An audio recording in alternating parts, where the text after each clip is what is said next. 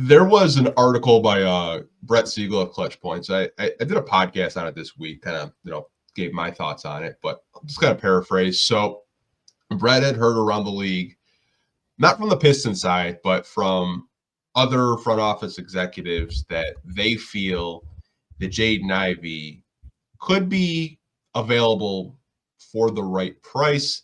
He also went on to mention that other front office executives felt that the Pistons got better when Jaden Ivey went out, and to keep an eye out with the extension talk. So I want to ask you, what did you make of this article with Jaden Ivey, and what do you think his future could hold in Detroit?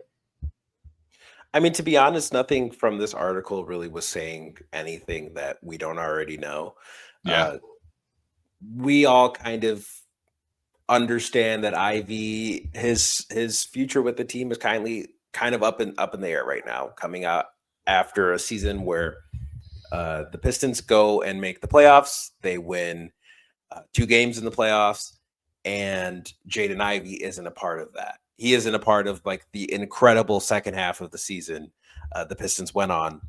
That obviously sparked some questions when Cade, is doing these incredible things without Ivey. It's like, okay, well, does Ivey need to be next to Cade? Like, what does that look like? What does he look like post-injury? It's understandable that there's questions regarding that stuff, because ultimately right now, Jaden Ivey's a question mark. And there is very obviously a world where Jaden Ivey just comes out and is similar to where he was right before injury, those like five games prior to injury, where he was really productive, especially from 3. I thought that was like a huge development, where he was making a huge stride, where that was something that he kind of struggled with in previous seasons, was catch and shoot, and he was able to do that at a pretty efficient rate. So Ivey was looking like the guard that you want next to Cade, who's able to play make, but also able to be kind of that catch and shoot guy as well. I also would not be surprised if Jaden Ivey feels a little lost in the shuffle on the current Detroit Pistons. This is a team that really found its identity in the second half of the season, in which he was not a part of. Mm-hmm. Cade Cunningham really found his stride without Jaden Ivey. Granted, he was great with Ivey, right? But he hit a whole new level that second half of the season. You think of the game in Miami. You can think of any moment, right? A signature moment Cade had this season. It was probably in the second half of the season. And to me, that's fair, right? Like I myself don't know where Jaden Ivey would really fit on that exact team. Like who's sharing the court with him when it's Malik Beasley and Dennis Schroeder, like similar guys with similar heights, and honestly, like similar deficiencies where it comes to defense. It's interesting, and with Duncan Robinson on this team now as well, it makes it even more interesting, because like that's another guy who's not necessarily known for his defense. And JB obviously is a defensive coach, and this is a team that really plays its best basketball when they're excelling on the defensive end. So I can 100% see Jaden Ivey kind of feeling a bit lost. I could see him kind of being similar to that, not the sophomore season, but even like the rookie year, where he had good spurts, but it was overall a little bit inconsistent. And with that being in mind, I'm not saying anything that Trajan Langdon doesn't know. I'm not saying anything that Arn Tellem or anybody in the decision-making process does not know. So there is, I am sure, a reason why there has been no contract extension signed yet. On one hand, Jaden Ivey, I can assume, is willing to be like betting on himself, right? And then on another hand, I'm sure the Pistons have their reservations about what exactly Jaden Ivey looks like, not only post-injury, but, in the scheme of this team, because this is a team that's ultimately with Cade as the number one priority. What does that look like for Jaden Ivey? I don't know.